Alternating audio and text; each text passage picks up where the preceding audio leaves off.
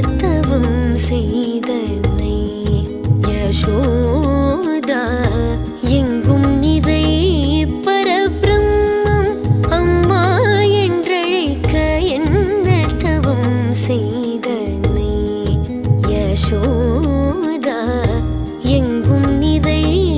பரபிரம்மம் அம்மா என்றழைக்க என்ன தவம் செய்தனை யசோதா